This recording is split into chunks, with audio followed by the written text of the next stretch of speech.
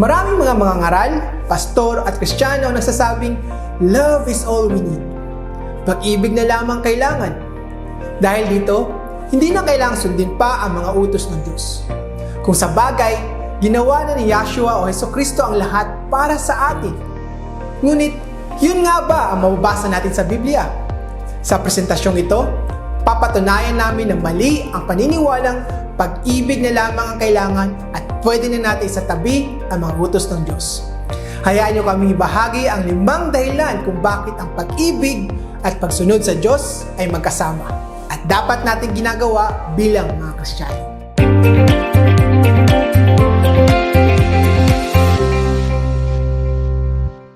Sa huli nating presentasyon, ating tinalakay ang kahalagahan ng grasya ng Diyos at paano ito hindi nagbibigay ng pahintulot upang isawalang bahala ang utos ng ating Panginoon. Nakita natin na ang tunay na grasya ng Panginoon ay dapat mag-udyok sa atin na mamuhay ng banal. Ngayong araw, isa na namang maling turo ang ating bibigyang linaw at ayon sa karamihan ng mga Kristiyano ngayon, pag-ibig na lamang ang kailangan. Hindi na kailangan pa ang utos ng Diyos. Ang pagsunod sa utos ng Panginoon ay kinikilala bilang legalismo o yung pagtangkang iligtas natin ang ating mga sarili sa pamamagitan ng ating sariling mga gawa. Ngunit ano nga ba ang sinasabi ng Biblia? Totoo nga kayang love is all we need? Otomatiko bang kapag sinusunod mo ang utos ng Diyos, legalismo agad ang labas? Ito ang 5 katotohanan na magpapatunay ng pag-ibig at pagsunod sa Diyos ay hindi dapat pwedeng ipaghiwalay. Unang dahilan, ang Diyos ay matapat at mawain sa mga nagmamahal at sumusunod sa Kanya. Mababasa natin sa Exodus 20 verse 6. Ngunit ipinadarama ko ang aking pag-ibig sa libu-libong salinlahi ng mga umiibig sa akin at tumutupad sa aking mga kautusan. Basahin din natin ang Deuteronomy 7 verse 9. Kaya't pakatatandaan ninyong si Yahweh na inyong Diyos ay Diyos at siya ay Diyos na hindi marunong sumira sa pangako. Tapat siya sa lahat ng umiibig sa Kanya at sumusunod sa Kanyang mga tuntunin. Ipinadarama niya ang Kanyang pagmamahal hanggang sa ika-1,000 salinlahi. Dagdag pa ng Nehemiah 1 verse 5. O Yahweh, Diyos ng kalangitan, kayo ay dakila at nanginig kami sa takot sa inyong presensya. Matapat ninyong tinutupad ang inyong tipan at wagas na pag-ibig sa mga nagmamahal sa inyo at tumutupad ng inyong mga utos. At panghuli, basahin natin ang Daniel 9 verse 4. Nanalangin ako kay Yahweh na aking Diyos at inihingi ko ng kapatawaran ang mga kasalanan ng aking mga kababayan. Ganito ang sinabi ko, O Panginoon, dakila at kamanghamanghang Diyos na laging tapat sa kasunduan at tunay na nagmamahal sa mga umiibig sa inyo at sumusunod sa inyong mga utos. Malinaw pa sa sikat ng araw ng pagmamahal at pagsunod sa Diyos ay konektado sa isa't isa at hindi pwedeng ipaghiwalay. Pangalawang dahilan, ang pag-ibig ang dahilan kung bakit tayo sumusunod. Basahin natin ang Deuteronomy 11 verse 1. Kaya nga, ibigin ninyo ang Diyos ninyong si Yahweh at sundin ninyong lagi ang lahat ng Kanyang bilin, tuntunin, batas at utos. Basahin din natin ang Romans 13, 8-10. Huwag kayong magkaroon ng sagutin kaninuman, maliban na kayo magmahalan sa isa't isa, sapagkat ang nagmamahal sa kapwa ay nakatupad na sa kautusan. Ang mga utos gaya ng huwag kang mangangalunya, huwag kang papatay, huwag kang magnanakaw, huwag mong pagnanasaang maangkin ang pag-aari ng iba, at alinmang utos na tulad ng mga ito ay nauuwing lahat sa isang utos. Ibigin mo ang iyong kapwa gaya ng pag-ibig mo sa inyong sarili. Ang umiibig ay hindi gumagawa ng masama kaninuman, kaya't ang pag-ibig ang katuparan ng kautusan. Kung meron tayong pag-ibig sa puso natin, ang natural nating tugon ay ang pagsunod sa utos ng Diyos. Kung totoong ang pag-ibig ang namamayani sa ating buhay, otomatikong ang pag-ibig na ito ay mag-uudyok sa atin na maging masunuring alagad ng Diyos. Hindi mo maaaring paghiwalayin ang pag-ibig at pagsunod. Oo, totoong pwedeng sumunod sa mga utos na walang pag-ibig. Ganyan ang reliyon na nakabase lang sa takot at pagkaobliga. Ngunit, hindi natin may kakaila ang katotohanang hindi ka pwedeng magmahal sa Diyos na hindi sumusunod sa kanyang utos. At dahil dito, makikita natin sa ating pangatlong punto. Hindi mo maaaring sabing mahal mo si Yahshua at sabay na susuwayin mo siya. Maraming mga Kristiyano nagsasabing mahal nila si Yahshua o Jesucristo, ngunit hindi naman nila sinusunod ang kanyang mga utos. Inakala nila na sapat na ang sabihin, mahal kita, Jesus. Ngunit, heto, mababasa natin sa Biblia. John 14 verse 15. Kung iniibig ninyo ako, tutuparin ninyo ang aking mga utos. Sa parehong kapitulo versikulo 21, mababasa natin, ang tumatanggap sa mga utos ko at tumutupad sa mga ito, ang siyang umiibig sa akin. Ang umiibig sa akin ay ibigin ng aking Ama. Ibigin ko rin siya at ako'y lubusang magpapakilala sa kanya. Dagdag pa ng John 15 verse 10. Kung tinutupad ninyo ang aking mga utos, mananatili kayo sa aking pag-ibig. Kung paano tinupad ko ang mga utos ng aking Ama at ako'y nananatili sa kanyang pag-ibig. Mababasa natin dito kung gaano kaimportante ang pagsunod kay Jesus o Yahshua. Hindi pwedeng puro salita lamang. Dapat samahan ito ng gawa. Kaapat na punto, ang pagsunod sa utos ay ang wika ng pag-ibig ng Diyos. Para sa ating Panginoon, paano ba natin pwede ipakita ang ating pagmamahal sa Kanya? Ang sagot ay ang pagsunod sa Kanyang mga utos. Mababasa natin sa 1 John 5 verse 2 to 3. Ito ang palatandang iniibig natin ang mga anak ng Diyos.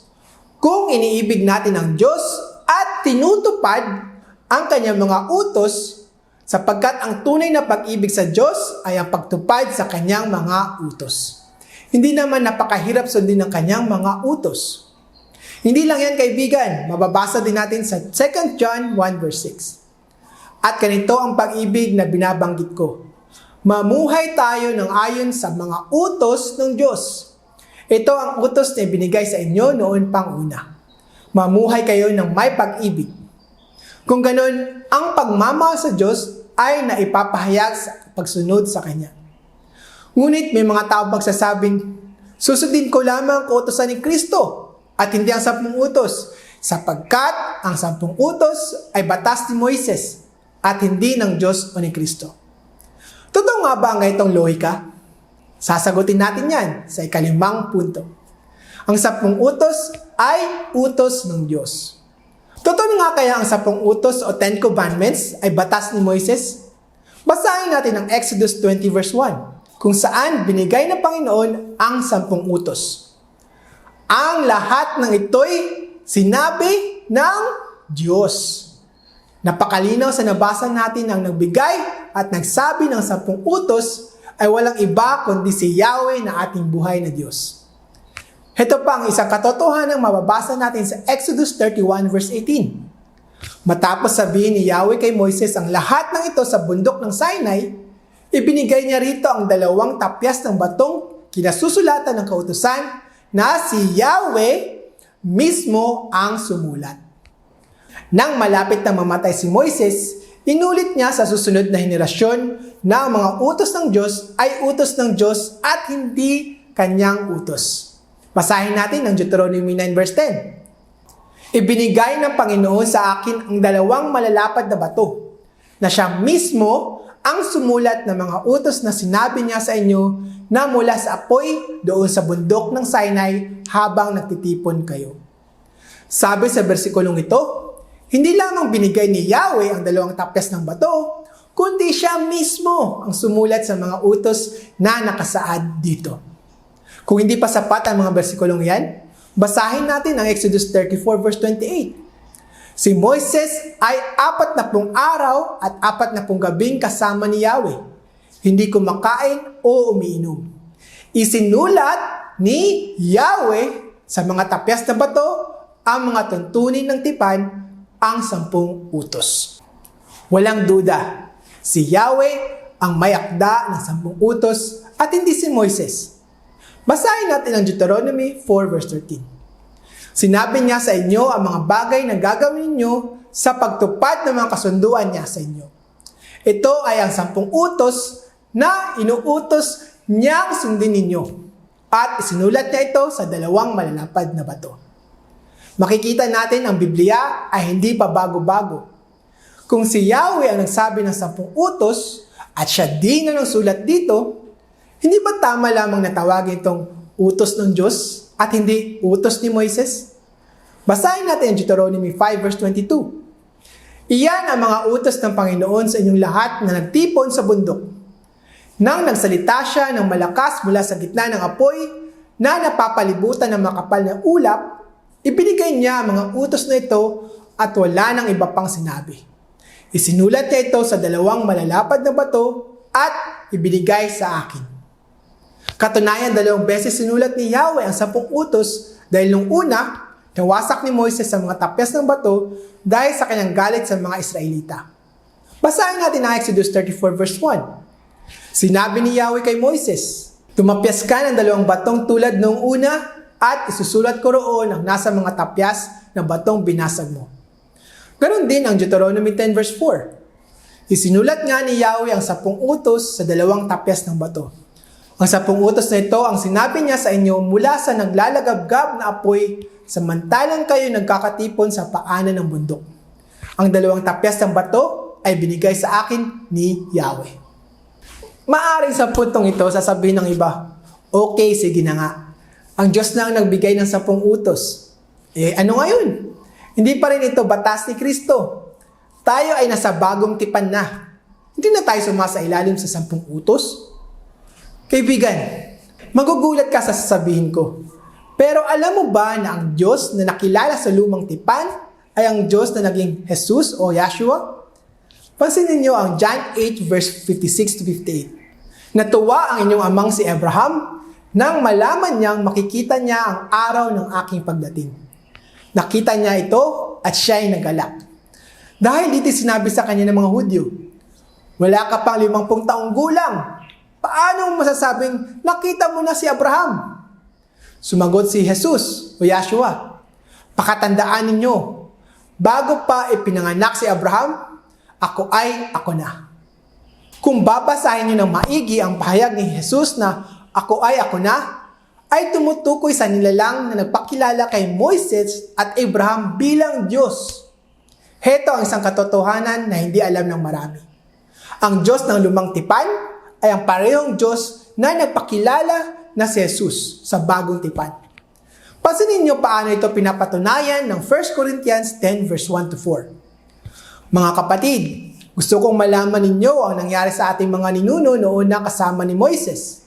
Ginabayan sila ng Diyos sa pamamagitan ng isang ulap na nanguna sa kanila. At tinulungan sila ng kanilang pagtawid sa dagat na pula. Sa pamamagitan ng ulap at ng dagat ay parang binautismuhan sila bilang mga tagasunod ni Moises. Kumain silang lahat ng pagkain mula sa Diyos. At uminom din silang lahat ng inuming ibinigay niya dahil uminom sila ng tubig na pinaagos ng Diyos mula sa bato. Ang batong iyon na sumama sa kanila ay walang iba kundi si Kristo. Napansin niyo ba yun, kaibigan? Ang sabi sa Biblia, ang batong sumama sa mga Israelita ay walang iba kundi si Kristo. Kung ganun, ang Diyos na nagbigay ng 10 utos at nagsulat nito sa 2 tapyas ng bato ay si Jesucristo o Yahshua, the Messiah. Ayon sa James 4 verse 12, iisa ang tagapagbigay ng kautusan at hukom. Sa makatuwid bagay ang makapagliligtas at makapagwawasak. Tatapwat, sino ka na umahatol sa iyong kapwa? Ang sabi dito, iisa lang ang tagapagbigay ng kautusan. Sa Ingles, ang sabi dito ay, there's only one lawgiver. Kaya ganun na lang ang pagtanggol ni Kristo sa mga utos na siya mismo ang nagbigay. Basahin natin sa Matthew 5 verse 17 to 19. "Huwag ninyong akalaing naparito ako upang ipawalang bisa ang kautusan at ang mga propeta. Naparito ako hindi upang ipawalang bisa ang mga iyon, kundi upang tuparin." Tandaan ninyo, maglalaho ang langit at ang lupa, ngunit ni isang tuldok o kudlit man ng kautusan ay di mawawalan ng bisa hanggat hindi natutupad ang lahat. Kaya't sino mang magpapawalang bisa sa kalit-liitang bahagi nito at magturo ng gayon sa mga tao ay magiging pinakamababa sa kaharian ng langit. Ngunit, ang sumusunod sa kautusan at nagtuturo sa mga tao na tuparin iyon ay magiging dakila sa kaharian ng langit. Marami man ang nagsasabing na walang bisa na ang kautusan ng Diyos. Hindi nito mababago ang katotohanang ating nabasa. Hindi dahil namatay si Kristo, wala na tayong kautosang dapat sundin. Sa halip, nabasa natin na habang nandito pa ang langit at ang lupa, ang kautusan ng Diyos ay mananatili. Bilang pagtatapos, natunghayan natin ang katotohanan na ang pag-ibig sa Diyos at pagsunod sa kanyang mga utos ay sadyang magkasama at hindi dapat paghiwalayin. Hindi dapat tayo pumili sa dalawa at isipin kung alin ang mas matimbang sapagkat parehong mahalaga sila. Sa susunod nating presentasyon, ating tatalakayin ang papel ng gagampanan natin at ni Kristo sa proseso ng ating kaligtasan. Kaya abangan ninyo ang isa pang nakakagulat na mga katotohanan na inyong matututunan sa aming programa. Yun lamang po, ako po si Joshua Infantado ng BiblicalTruths.tv na nananalangin sa ating amang si Yahweh na tayong lahat ay gabayan sa lahat ng katotohanan.